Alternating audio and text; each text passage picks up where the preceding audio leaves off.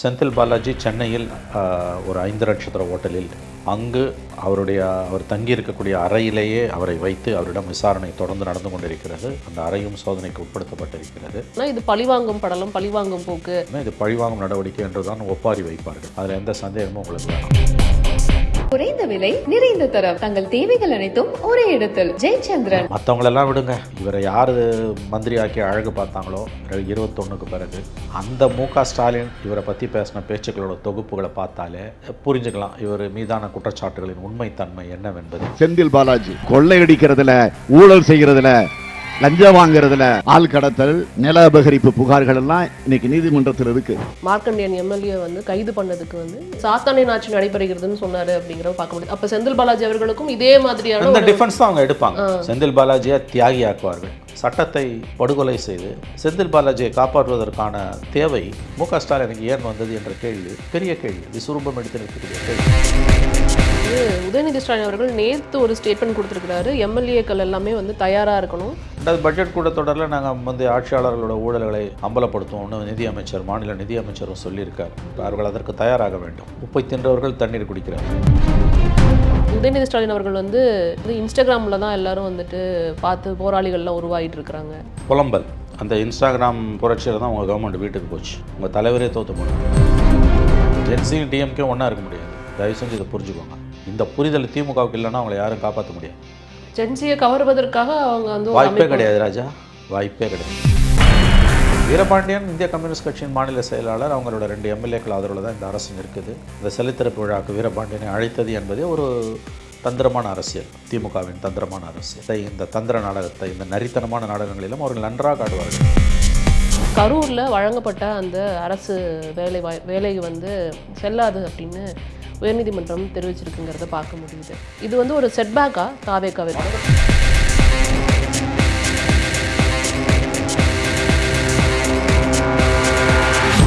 Max Gold, cash for gold. Call 044-4545-4545.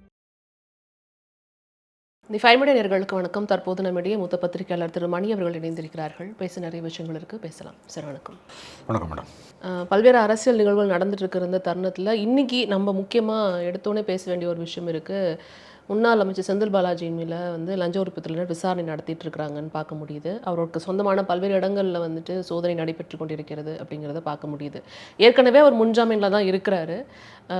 இந்த விசாரணை அடுத்த கட்டத்துக்கு எப்படி போகும் நீங்கள் நினைக்கிறீங்க? இந்த வழக்கு அவர் 2 ஆண்டுகள், 2.5 ஆண்டுகள், கிட்டத்தட்ட 2021 23 வரைக்கும், அதன் பிறகு ஒரு 3-4 மாதங்கள், ஸோ 2.5 ஆண்டுகள் அவர் தமிழ்நாட்டினுடைய ஆயத்தீர்வை மற்றும் மின்துறை அமைச்சராக இருந்த காலகட்டத்தில் தமிழ்நாடு மதுபான விற்பனை கடைகளுக்கு, டாஸ்மாக் ஷாப்ஸுக்கு மதுபானங்களை பல்வேறு ஆலைகளிலிருந்து கொள்முதல் செய்ததில் நடைபெற்றதாக கருதப்படுகிற முறைகேடுகள் சம்பந்தமான ஒரு ரெய்ட்ஸ், சோதனைகள் தமிழகம் முழுவதும் செந்தில் பாலாஜி மற்றும் அவருக்கு நெருக்கமானவர்களாக அறியப்படக்கூடியவர்களுடைய வீடுகள், அலுவலகங்களில் 41 இடங்களில் இன்று காலையிலிருந்து தமிழக காவல்துறையின் லஞ்ச ஒழிப்பு போலீஸார், Directorate of Vigilance and Anti Corruption மிகப்பெரிய சோதனைகளை மேற்கொண்டு வருகிறார்கள்.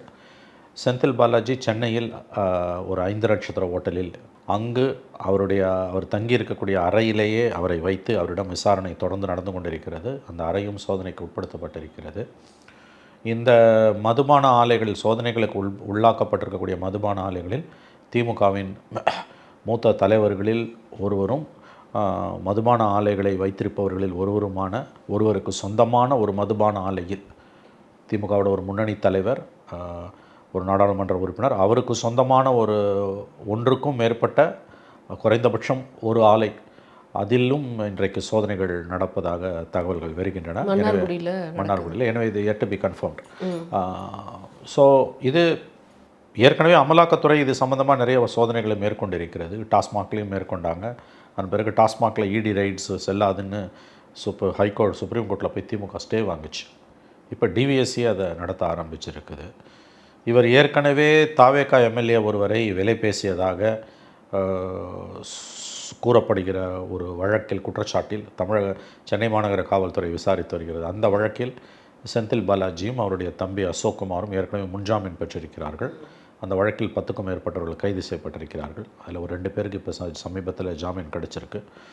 ஸோ ஏற்கனவே is under anticipatory bail in a different case. இப்போ வேறொரு இந்த வழக்கில் அவருக்கு எதிராக முதன்முறையாக விஜய் அரசு வந்த பிறகு நடைபெறக்கூடிய முக்கியமான டிவிஎஸ்சி சோதனை அரசியல் முக்கியத்துவம் வாய்ந்த ஒரு வழக்கு இது என்று பார்க்க வேண்டும். ஏனெனில் செந்தில் பாலாஜி ஒரு ஹை ப்ரொஃபைல் லீடர் டிஎம்கேல. அந்த மாவட்டங்கள் மேற்கு மாவட்டத்தில் அவர் மிக முக்கியமான ஒரு தலைவராக கருதப்படுகிறார். சர்ச்சைக்குரிய ஒரு நபர். அவர் இப்போ ஜெயலலிதா ஆட்சியில் மந்திரி சபையிலேருந்து நீக்கப்பட்ட பிறகு 16 சட்டமன்ற தேர்தலில் பேசும்போது இன்றைய முன்னாள் முதலமைச்சர் ஸ்டாலின் செந்தில் பாலாஜியை பற்றி பேசின அந்த வீடியோஸ் இன்றைக்கி போட்டு பார்த்தா அதன் பிறகு செந்தில் பாலாஜியை தலையில் தூக்கி வைத்து கொண்டு திமுக கொண்டாடுவதன் முரண்பாட்டை நாம் நன்றாக புரிந்து கொள்ளலாம். இன்றைக்கு இந்த டெவலப்மெண்ட் செந்தில் பாலாஜி மற்றும் திமுகவின் அந்த ஒரு முன்னாள் மத்திய அமைச்சர் தற்போதைய எம்பிக்கு சொந்தமான மதுபான ஆலைகளில் நடைபெறக்கூடிய சோதனைகள் விஜய் ஆட்சிக்கு வந்த பிறகு நிகழக்கூடிய முக்கியமான ஒரு சம்பவம் என்று தான் நாம் பார்க்க வேண்டும். இதில் முக்கியமான சம்பவங்கிறத தாண்டி இதே மாதிரி இது மதுபான ஆலை ஊழல் அப்படின்னு சொல்லி சென்ட்ரல் கவர்மெண்ட் வந்து இவர் மேலே கேஸ் பதியணும்னு நிறைய விஷயங்கள் வந்து தேர்தலுக்கு முன்னாடி பண்ணிட்டு இருந்ததை பார்க்க முடியுது. அப்போ என்ன சொன்னாங்கன்னா, இது பழிவாங்கும் படலம், பழிவாங்கும் போக்கு, அதே தான் வந்துட்டு கெஜ்ரிவாலுக்கும் நீங்கள் பண்ணீங்க, அதே மாதிரி இங்கேயும் பண்ணுறீங்க அப்படின்ற ஒரு விஷயத்த வந்து திமுக சார்பில் வந்து முன் வச்சாங்கிறத பார்க்க முடியுது. இப்போ அப்படி தான் இதையும் சொல்லுவாங்களா? இது வந்து பழிவாங்க நடவடிக்கை இல்லையான்றதெல்லாம் சப்ஜெக்டிவ். அது எல்லா அரசியல் கட்சிகளும் அவங்களுக்கு எதிரானவர்கள் அவர்கள் மீது நடவடிக்கை எடுக்கும்போது பழிவாங்க நடவடிக்கை தான் சொல்லுவாங்க. ஜெயலலிதா மீது வருமானத்துக்கு அதிகமான சொத்து குவிப்பு வழக்கு கருணாநிதி 96 டிசம்பரில் போட்டப்போ அது பழிவாங்கும் நடவடிக்கை என்று தான் ஜெயலலிதாவால் சொல்லப்பட்டது. 18 ஆண்டுகள் கழித்து ஜெயலலிதா முதலமைச்சராக இருக்கும்போது தண்டிக்கப்பட்டு சிறைக்கு போனார். அதே 18 வருஷம் பொறுத்து. அதன் பிறகு 8 மாதத்தில் விடுதலையாகி வெளியில் வந்தார். அதன் பிறகு 1.5 வருஷம் பொறுத்து அவர் செத்த பிறகு அந்த வழக்கில் 2 மாதம் பொறுத்து ஜெயலலிதாவை தவிர குற்றம் சாட்டப்பட்ட மற்ற 3 பேர் சசிகலா, இளவரசி, திவாகரன், சுதாகரன் ஜெயிலுக்கு போனாங்க. ஜெயலலிதா இருந்து தான் அவங்களும் ஜெயிலுக்கு போயிருப்பாங்க. அப்போ சுப்ரீம் கோர்ட் வந்து இது நியாயமான வழக்கு தான் தீர்ப்பு கொடுத்துருக்கு. அப்படி தான் நம்ம பார்க்கணும். ஆகவே அரசியல்வாதிகளுக்கு எதிரான ஊழல் குற்றச்சாட்டுகளில் நீதிமன்றங்களில் சில வழக்குகள் நிரூபிக்கப்படுகின்றன, பல வழக்குகள் நிரூபிக்கப்படாமல் போகின்றன. ஆனால் சோதனைக்கு உள்ளாகும் எல்லா அரசியல்வாதிகளுமே இது பழிவாங்கும் நடவடிக்கை என்று தான் ஒப்பாரி வைப்பார்கள். அதில் எந்த சந்தேகமும் உங்களுக்கு வேணாம். இப்போ திமுக வந்து இன்றைக்கி இப்போதே மத்தியானத்துலேருந்தே கத்த ஆரம்பிச்சிடுவாங்க, இது பழிவாங்கும் நடவடிக்கைன்னு. டிஎம்கே ஈகோ சிஸ்டம் வந்து அந்த லவுட் ஸ்பீக்கரை வந்து ரொம்ப சத்தமாக, மேக்ஸிமம் எவ்வளோ சத்தமாக ஃபைன் டியூன் பண்ண முடியுமோ ஃபைன் டியூன் பண்ணி விட்ரும். டிஎம்கேவோட தொங்கு சதைகள், வாடகை வாய்கள் அவங்களும் அதை அப்படி தான் பேசுவாங்க. பட் அப்படி அவ்வளோ சுலபமாக அதை ஒதுக்கி தள்ளிட முடியாது. இவர் மீது, இந்த மந்திரி மீது, முன்னாள் மந்திரி மீது, மற்றவங்களெல்லாம் விடுங்க, இவரை யார் மந்திரி ஆக்கி அழகு பார்த்தாங்களோ 21க்கு பிறகு அந்த மு.க. ஸ்டாலின் இவரை பற்றி பேசின பேச்சுக்களோட தொகுப்புகளை பார்த்தாலே புரிஞ்சுக்கலாம் இவர் மீதான குற்றச்சாட்டுகளின் உண்மைத்தன்மை என்னவென்பதை. ஜெயலலிதாவால் ஊழல் செய்யப்பட்டவர் என்று அமைச்சரவையிலிருந்து தூக்கி எறியப்பட்டவர். ஜெயலலிதா உயிரோடு இருந்த வரையில் மந்திரி சபைக்கிட்டே வர முடியல. எம்எல்ஏவாக வந்தார், பட் மந்திரி ஆக முடியல. அந்த நபரை இன்று தலையில் தூக்கி வைத்து திமுக கொண்டாடுகிறது என்றால் திமுக எந்த அளவுக்கு வீழ்ச்சி அடைந்திருக்கிறது என்று தான் பொருள். இந்த வழக்கை பொறுத்த வரைக்கும் விவரங்கள் நமக்கு தேவைப்படுகின்றன. இது பழிவாங்கும் நடவடிக்கை என்று நிச்சயமாக சொல்ல முடியாது. பாதிக்கப்பட்டவர்கள் அப்படி தான் சொல்வார்கள், அது அவர்களின் உரிமை. ஏற்கனவே வந்து அதாவது மார்க்கண்டியன் எம்எல்ஏ வந்து கைது பண்ணதுக்கு வந்து பயங்கர எதிர்ப்பு திமுக தரப்புலேருந்து வந்தது. இன்னும் ஒரு படி மேலே போய் மு.க. ஸ்டாலின் அவர்களே என்ன சொல்லியிருக்கிறார் அப்படின்னா, இது வந்து சாத்தானின் ஆட்சி அப்படின்லாம் விமர்சனம் பண்ணியிருக்கிறாரு. அவர் என்ன பேசினாரு, அதை ஏன் கண்டிக்கலன்னு இந்த பக்கத்துலேருந்து குரல் வந்துட்டே தான் இருக்குது. ஒரு மு.க. ஸ்டாலின் அவர்கள் வந்துட்டு ஒரு நல்ல தலைவர் அப்படின்ற ஒரு சிஸ்டம் சொல்லிட்டு இருக்கிறார். அதே டைமில் அவர் பேசுனது தவறு, இது மாதிரி பேச வேணாம்னு அவர் யாரையுமே சொல்லவே இல்லை. மாறா வந்து சாத்தானின் ஆட்சி நடைபெறுகிறதுன்னு சொன்னார் அப்படிங்கிறத பார்க்க முடியுது. அப்போ செந்தில் பாலாஜி அவர்களுக்கும் இதே மாதிரியான அந்த டிஃபென்ஸ் தான் அவங்க எடுப்பாங்க. செந்தில் பாலாஜியை தியாகி ஆக்குவார்கள். ஏற்கனவே அவர் தியாகி ஆகிட்டார்ல ஸ்டாலின். 14 மாதங்கள் சிறையில் இருந்து அவர் வெளியில் வந்தபொழுது 2023 ஜூன் மாதம் அவர் சிறைப்பிடிக்கப்பட்டார். 2024 செப்டம்பரில் 15 மாதங்கள் சிறையில் இருந்து வெளியில் வந்தார். அந்த சிறையில் இருந்து கொண்டே மந்திரியாக ஒரு 6-7 மாதங்களுக்கு மேலேயே அவர் இருந்தார். அதன் பிறகு தான் ராஜினாமா பண்ணார். ஜாமீனில் வெளியில் வந்தப்போ ஸ்டாலின் அன்றைய முதலமைச்சர் ஸ்டாலினோட ஃபேமஸ் ட்வீட் என்ன, பெரிது பெரிது உன் தியாகம் பெரிதுன்னார். லஞ்ச வழக்கில், முறைகேடு வழக்கில் சிறைப்பிடிக்கப்பட்டு 15 மாதங்கள் அமலாக்கத்துறை வழக்கில் கைது செய்யப்பட்டு, பண மோசடி வழக்கில் கைது செய்யப்பட்டு, இப்போ பிஎம்எல்ஏ கேஸில் உள்ளே போயிட்டு வந்த ஒரு அரசியல் பிரமுகரை உன் தியாகம் பெரிதுன்னு முதலமைச்சர், முன்னாள் முதலமைச்சர், அன்றைய முதலமைச்சரே பாராட்டுகிறார், சொந்தம் கொண்டாடுகிறார்னா இன்றைக்கி எப்படி அவங்க தூக்கி வச்சு கொண்டாடுவாங்கன்றதை நாம் புரிந்து கொள்ளலாம். அதனால் இது இந்திய அரசியலின் சாபக்கேடு. இது லஞ்சம் வாங்கின ஊழல் பண்ணுறவங்கள வந்து தலையில் தூக்கி வச்சு கொண்டாடுறதுன்றது. எது நடந்தால் ஒரு ஊழல்னா அவர் ஒத்துப்பார். நீதிமன்றம் தண்டிச்சா ஒத்துப்பார் ஸ்டாலின்? நீதிமன்றம் தண்டிக்குது, கீழ் நீதிமன்றம் தண்டிச்சா ஒத்துக்க மாட்டார், உயர் நீதிமன்றம் தண்டித்தாலும் ஒத்துக்க மாட்டார். சரி, சுப்ரீம் கோர்ட்டே கன்ஃபார்ம் பண்ணுதுன்னா அப்போ மட்டும் ஒத்துப்பாரா? கண்டிப்பாக ஒத்துக்க மாட்டார். சட்டம் சில நேரங்களில் இருட்டறி ஆகி விடுகிறதுன்னு தான் பேசுவோம். அதனால் பிடிச்சா ஒரு லாஜிக்கு, பிடிக்கலன்னா ஒரு லாஜிக்கு. இதே செந்தில் பாலாஜியை பற்றி ஸ்டாலின் பேசினதை மறுபடியும் ஓட விடணும். அந்த ரீல்ஸை, அந்த விஷுவல்ஸை ஓட விட்டால் இந்த அரசியல்வாதிகளோட உண்மையான முகம் நமக்கு தெரியும். இவ்வளோ பேர் இருக்கிறப்ப செந்தில் பாலாஜி அவர்கள் மீது என்ன அவ்வளவு கரிசனம் அப்படின்ற கேள்வி தொடர்ந்து வந்து வெளியில் இருந்துகிட்டே இருக்குது அப்படிங்கிறத பார்க்க முடியுது. இன்னும் ஏன் அவங்கள தூக்கி சுமக்க வேண்டிய கட்டாயம் திமுகவுக்கு இருக்குது? அப்படி ஒரு விஷயம் திமுகவுக்கு தேவையா அப்படின்ற ஒரு கேள்வி இருக்குல்ல? ரொம்ப நல்ல கேள்வி. கேட்க வேண்டியது முத்துவேலு கருணாநிதி ஸ்டாலினிடம், என்னிடம் அல்ல. நிச்சயம். திமுகக்குள்ளேயே கடுமையான எதிர்ப்பு இருக்கிறது. செந்தில் பாலாஜிக்கு முக ஸ்டாலின் கொடுக்கக்கூடிய முக்கியத்துவம் திமுகவுக்குள்ளேயே மிக கடுமையான எதிர்ப்பை, சினத்தை, அதிருப்தியை உண்டாக்கி இருக்கிறது. ஆனால் எது குறித்தும் திமுக தலைமை கவலைப்படுவதாக தெரியவில்லை. எந்த நடந்தாலும் அவரை விட்டுக் கொடுப்பதாகவும் இல்லை. ஜெயலலிதாவால் ஊழல்வாதி என்று மந்திரி சபையிலிருந்து தூக்கி அடிக்கப்பட்ட ஒரு நபரை எடப்பாடி முதலமைச்சராக இருக்கும்போது சென்னை மாநகர காவல்துறையோட குற்றப்பிரிவு அவருக்கு எதிராக தாக்கல் செய்த குற்றப்பத்திரிகை என்பது மிக மிக ஒரு ஆதாரமுள்ள ஒரு குற்றப்பத்திரிகை. அதில் ஒரு 100-120 பேர் சாட்சியாக போட்டாங்க. ஸ்டாலின் முதலமைச்சரானோன்னு அந்த கேஸை ஊற்றி மூடுறதுக்கு 2000 பேரை சாட்சியாக போட்டாங்க. 300 வருஷம் அவங்க கேஸ் நடக்கிறது. அப்போ இந்த அளவுக்கு அவுட் ஆஃப் வே போய் சட்டத்தை படுகொலை செய்து செந்தில் பாலாஜியை காப்பாற்றுவதற்கான தேவை முக ஸ்டாலினுக்கு ஏன் வந்தது என்ற கேள்வி பெரிய கேள்வி, விசுரூபம் எடுத்து இருக்கக்கூடிய கேள்வி.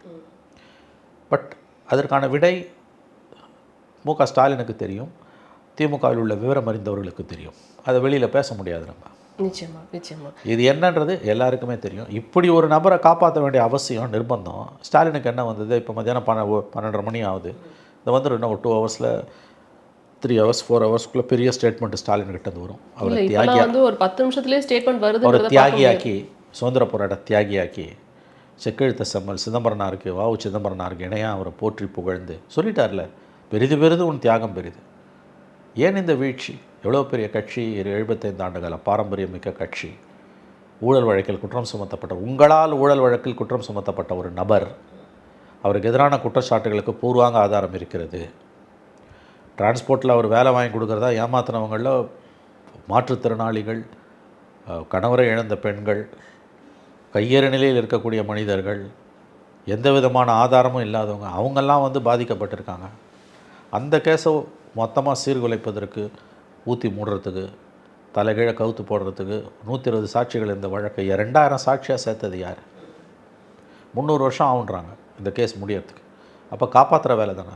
அந்த அளவுக்கு போய் செந்தில் பாலாஜியை காப்பாற்றி உன் தியாகம் பெரிது, பெரிதும் பெரிது உன் தியாகம் பெரிதுன்னு இந்த சுதந்திர போராட்ட தியாகியை தூக்கி பிடிக்க வேண்டிய நிர்பந்தம், அவசியம் திமுக தலைவருக்கு ஏன் வந்தது?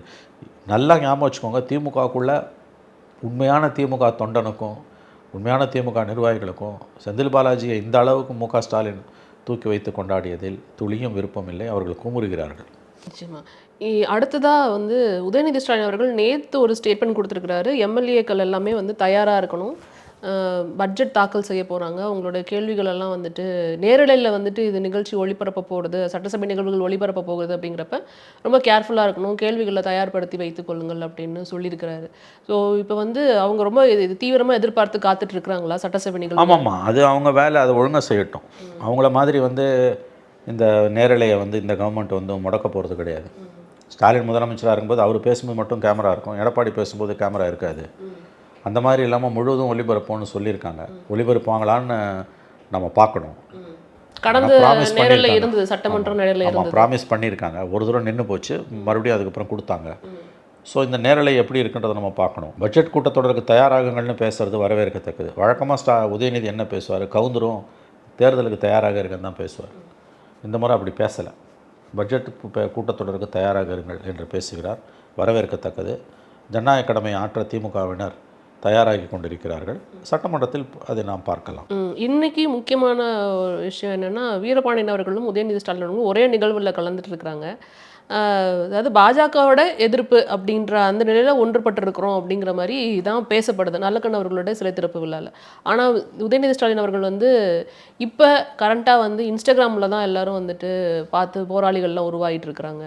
இன்ஸ்டாகிராம் மூலமாக தான் வந்து போராளிகள் வந்து டெய்லியும் வந்து போராட்டம் பண்ணுறாங்க அப்படின்ற விஷயத்தை வந்து முன்னெடுத்து வச்சிருக்கிறாரு. போகிற இடமெல்லாம் இதே தான் அவங்க பதிவு பண்ணிட்டு இருக்கிறாங்கிறத பார்க்க முடியுது. புலம்பல். அந்த இன்ஸ்டாகிராம் புரட்சியில் தான் உங்கள் கவர்மெண்ட் வீட்டுக்கு போச்சு. உங்கள் தலைவரே தோற்று போனார். புலம்பி பிரயோஜனம் கிடையாது சார். மாற்றத்துக்கு தயாராகுங்கள். ஏன் மோடியே வந்து தினம் இன்ஸ்டாகிராமில் பேசுங்க தான் மத்திய அமைச்சர்களுக்கு சொல்கிறாரு. இன்ஸ்டாகிராம் மூலமாக தான் இந்த நீட் தேர்வு முறைகேடுக்கான எதிரான போராட்டம் சாதிக்க முடியாததை சாதித்திருக்கிறது. மத்திய அமைச்சரோட ராஜினாமாவை கோரி பெற்றிருக்கிறது.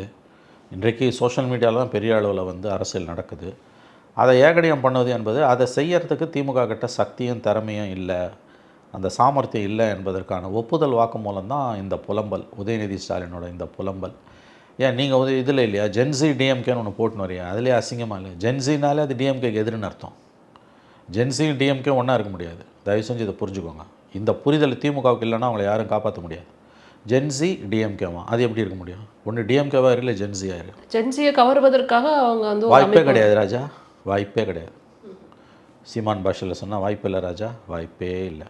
நீங்கள் உங்களை பெரிதாக மாற்றிக்கொள்ளாத வரையில் ஜென்சியும் திமுகவும் ஒன்றா இணைய முடியாது. எழுதி வைத்துக் கொள்ளுங்கள். ஜென்சி வேறு, திமுக வேறு. இது ரெண்டும் வந்து ஆக்சிமோரான்வாங்க, நேர் எதிர்ப்பதங்கள். ஒன்று திமுகவாரு இல்லை ஜென்சியாரு. நான் ஜென்சி திமுகன்னு போட்டுக்கிட்டீங்கன்னா சிரிப்பான். ஜென்சியும் சிரிப்பான், சாதாரண ஆளும் சிரிப்பான், நான் ஜென்சியும் சிரிப்பான். அதாவது ஒன்றை போல் ஒன்று வராது. ஏன் இது வந்தது? நீங்கள் பண்ண ஊழல், குடும்ப அரசியல், கூச்ச நாச்சம் இல்லாமல் வாரிசு அரசியல், அதை நியாயப்படுத்துறது, இது எல்லாத்தையும் பண்ணிவிட்டு அடுத்த தலைமுறை உங்களை தூக்கி எரிஞ்ச பிறகு நானும் ஜென்சின்னா அது எப்படி? அது எப்படி இன்ஸ்டா மூலமாக புரட்சி நடக்கும்? வாய்ப்பே கிடையாது. ஆகவே தப்பாக புரிஞ்சுக்கிறாங்க அவங்க. வீரபாண்டியன் இந்திய கம்யூனிஸ்ட் கட்சியின் மாநில செயலாளர், அவங்களோட 2 எம்எல்ஏக்கள் ஆதரவில் தான் இந்த அரசு நிற்குது. அந்த சிலைத்திறப்பு விழாவுக்கு வீரபாண்டியனை அழைத்தது என்பதே ஒரு தந்திரமான அரசியல், திமுகவின் தந்திரமான அரசியல். பாருங்க, கூட்டணி கட்சியில் கூட இருக்காங்கன்னு காமிச்சுக்கு. இந்த நாடகத்தெல்லாம் இந்த நாடகத்தை, இந்த தந்திர நாடகத்தை, இந்த நரித்தனமான நாடகங்களிலும் அவர்கள் நன்றாக ஆடுவார்கள். ஒரு விஷயம் அவங்கள பற்றி பாராட்டணும் என்னென்னா, அவங்க மிகச்சிறந்த எதிர்க்கட்சி. ஒருபோதும் நல்ல ஆளும் கட்சியாக இருந்ததில்லை. பட் எப்பயுமே மிகச்சிறந்த எதிர்க்கட்சியாக அவர்கள் இருந்திருக்கிறார்கள். அதனோட தொடர்ச்சி தான் இன்றைக்கி நல்லக்கண்ணு அவர்களுடைய தியாக தீபம். அவருடைய சிலை திறப்பு விழாவுக்கு வீரபாண்டியன், உதயநிதி எல்லாம் ஒன்றாக கூடியது. அங்கே போய் நீங்கள் வந்து குறைஞ்சபட்சம் ஒரு அரசியல் நாகரிகம், மேடையில் இருக்கக்கூடிய இன்னொருவர் உங்களுடைய எதிரியோட அரசை ஆதரிக்கிறவர், அப்போ அவருக்கு சங்கடம் வராமல் பேசணுன்ற எண்ணம் கூட உங்களுக்கு கிடையாது. நீங்கள் வெளியில் எவ்வளோ வேணால் திட்டுங்க விஜய், ஆனால் அந்த கட்சியை ஆதரிக்கக்கூடிய ஒரு தலைவரை வைத்துக்கொண்டு திட்டுவது என்பது ஒரு கண்ணியமற்ற அரசியல். பட் அதற்கு அவர்கள் பெயர் போனவர்கள். நீங்கள் என்ன பண்ணாலும் அது புலம்பல். இன்றைக்கி அது நினைவில் வைத்துக் கொள்ளுங்கள். இந்த அரசு அன்பாப்புலர் ஆகிறது குறைஞ்சது 1 வருஷமாக அது ஆகும். நீங்கள் அதுக்கு முன்னாலே எது பண்ணிங்கனாலும் உங்களுக்கு பூமராங்க தான் ஆகும். இது வரைக்கும் வந்து என்ன பண்ணாங்க, நாங்கள் வந்து தேர்தல் வருது தயாராகுங்கள். இன்றைக்கி அப்படி பேசினா பூமராங்காவும் தெரிஞ்சுக்கிட்டு பட்ஜெட் கூட்டத்தொடர் வருது தயாராகுதுன்றாங்க. கேள்வியெல்லாம் கேளுங்க. ஆனால் இந்த விஷயம் வந்து உதயநிதி ஸ்டாலின் அவர்கள்கிட்ட இருந்து தான் வருது. பொதுவாக இந்த மாதிரி விஷயத்தை வந்து இந்த கட்சியின் தலைவர் தான் வந்து முன்னெடுப்பார். இது நம்ம வந்துட்டு கட்சியோட கட்டமைப்பை பற்றி பேசுகிறோம். இது வந்து அவ்வளோ அஃபிஷியலான விஷயங்கள் கிடையாது. இருந்தாலும் ஒரு டவுட்டு, ஸ்டாலின் அவர்கள் தான் எப்பொழுதும் இந்த மீட்டிங்கில் இருப்பார், அவர் தான் வந்து இதை இனிஷியேட் பண்ணுவார். ஆனால் இங்கே இப்போ உதயநிதி ஸ்டாலின் அவர்கள் இனிஷியேட் பண்ணியிருக்கிறாருங்கிறத பார்க்க முடியுது. இல்லை அது அவங்க ஸ்ட்ராட்டஜியாக கூட இருக்கலாம். அதில் ஒன்றும் பெருசாக எனக்கு படலை. அதுக்கு என்ன காரணம்னு எனக்கு தெரியல. இவர் முன்னணிக்கு வருகிறார், இவர் தான் எதிர்கட்சி தலைவர். ஏன் ஸ்டாலின் இதை பேசாமல் இவர் பேசுகிறாருன்றது அது ஒன்றும் அவ்வளோ பெரிய விஷயம் இல்லை. அவரும் பேசுவார். இது இப்போ வந்துருச்சு, செந்தில் பாலாஜி விஷயம் வந்துருச்சு. அது விஷயம் முத்துன்னு தான் தோணுது. ஏன்னா இந்த தடவை டிவிஎஸ்சி அவ்வளோ சுலபமாக விடாது. எம்எல்ஏ வால் பிடிக்கிற கேஸ்லேருந்து அவ்வளோ சுலபமாக நழுவியது போல் டிவிஎஸ்சி வழக்கில் இருந்து செந்தில் பாலாஜி நழுவ முடியாது. இந்த வெலாசிட்டி ஆஃப் த சர்ச்சஸ், அந்த சோதனைகளோட வீச்சு 41 இடத்துல ப்ளஸ் அவர் ஸ்டார் ஹோட்டல்லே ரூம் உள்ளே வச்சு விசாரிக்கிறாங்கன்னும் பொழுது இதோட அடுத்தடுத்த லாஜிக்கல் ஸ்டெப்ஸுக்கு அது போவதற்கான வாய்ப்புகள் அதிகம். அது என்னவென்று எல்லோருக்கும் தெரியும். அதனால் அதுக்கு தன்னுடைய அறிக்கைகளை ஸ்டாலின் அவர்கள் தயார்படுத்தி கொண்டிருக்கலாம். இப்போ அதுதான் அவங்களுக்கு மெயின் இஷ்யூ. பட்ஜெட் கூட்டத்தொடர்லாம் கிடையாது. ரெண்டாவது, பட்ஜெட் கூட்டத்தொடரில் நாங்கள் வந்து ஆட்சியாளர்களோட ஊழல்களை அம்பலப்படுத்துவோம்னு நிதியமைச்சர் மாநில நிதியமைச்சரும் சொல்லியிருக்கார். அவர்கள் அதற்கு தயாராக வேண்டும். உப்பை தின்றவர்கள் தண்ணீர் குடிக்கிறார்கள். இதில் இன்னும் முக்கியமான ஒரு விஷயம் என்னென்னா, கரூரில் வழங்கப்பட்ட அந்த அரசு வேலை வந்து செல்லாது அப்படின்னு உயர்நீதிமன்றம் தெரிவிச்சிருக்குங்கிறத பார்க்க முடியுது. இவங்க அதை வந்துட்டு உச்சநீதிமன்றத்துக்கு போவேன்னு சொல்லிட்டாங்க. இது வந்து ஒரு செட்பேக்கா தாவேக்காவே? 100% செட்பேக். அரசுக்கு 100% செட்பேக், பின்னடைவு, அதில் யாதொரு சந்தேகமும் வேண்டாம். அந்த வேலையை அவர் கொடுத்துருக்க கூடாது, தவறு செய்து விட்டார். முதலமைச்சர் ஜோசப் விஜய் தவறு செய்து விட்டார். ஏன்னா இது வந்து சிக்கலான ஒரு விவகாரம். நீங்கள் ஒருத்தர் 2 பேருக்குன்னா ஓகே, 31 பேருன்னும் போது sheer size of the numbers ஒன்று. ரெண்டாவது, ஒரு அரசியல் கட்சியோட கூட்டத்தில் ஏற்பட்ட நெரிசல். அதற்கு யார் காரணம் என்று இன்ன வரைக்கும் அதிகாரப்பூர்வமாக இல்லை. இந்த வழக்கு நிலுவையில் இருக்கிறது, சிபிஐ விசாரித்து கொண்டிருக்கிறது. குறைஞ்சபட்சம் சிபிஐ குற்றப்பத்திரிக்கை வரைக்குமாவது காத்திருந்திருக்கலாம். அப்பயும் இந்த தீர்ப்பு தான் வந்திருக்கும். பட் மினிமம் அதை அவங்க வெயிட் பண்ணியிருந்திருக்கலாம். ஒருவேளை அந்த சிபிஐ குற்றப்பத்திரிக்கையில் இந்த துயர சம்பவத்திற்கு விஜய் தான் காரணம், அவர் லேட்டாக வந்தது தான் காரணம், தாவேக்கா தான் காரணம், ஒருவேளை குற்றப்பத்திரிகையில் தகவல் சொல்லப்பட்டால் அப்போ இந்த அரசு மேலும் நெருக்கடிக்குள்ளாகும். அந்த பாசிபிலிட்டி இருக்குது. அப்படி சொல்லுவாங்களா நமக்கு தெரியாது. அப்படி சொல்லாட்டி கூட ஒரு அரசியல் கட்சியுடைய கூட்டத்தில் இப்படி செத்து போகிறாங்க அப்படின்னா நீங்கள் நிவாரணம் கொடுங்க. அது யாரும் கொஸ்டின் பண்ண முடியாது. ஸ்டாலின் கவர்மெண்ட் 10 லட்சம் கொடுத்தது, தாவேக்கா 20 லட்சம் கொடுத்தாங்க. அதை யாருமே கேள்வி கேட்க முடியாது. நிதி உதவியை இன்னும் 10 லட்சம் கூட அரசு கொடுக்கலாம், விஜய் இன்னொரு 20 லட்சத்தை கொடுக்கலாம் கட்சி சார்பாக. அதை யாரும் கேட்க முடியாது. பட் அரசு வேலை என்பது அது ஒரு சிக்கலான ஒரு விவகாரம். அதில் இப்படிப்பட்ட கேள்விகள் வந்தே தான் தீரும். இதில் அங்கே நடக்கலையா இங்கே நடக்கலையானா, இப்போ கஸ்டோடியல் டெத்தில் நடக்கிறது அரசை நேரடியாக பொறுப்பு. அதுக்கு இது கஸ்டோடியல் டெத்து கிடையாது. இது என்ன காரணம்னு இதுவரை அதிகாரப்பூர்வமாக தெரியல. ஆகவே இதை இவர்கள் கூட்டணி கட்சிகள் அதை எதிர்க்கின்றன, கொடுக்காதீங்கன்றாங்க. அதை மீறி அவசரமாக கொடுக்க வேண்டிய அவசியம் ஜோசப் விஜய் முதலமைச்சருக்கு ஏன் வந்தது?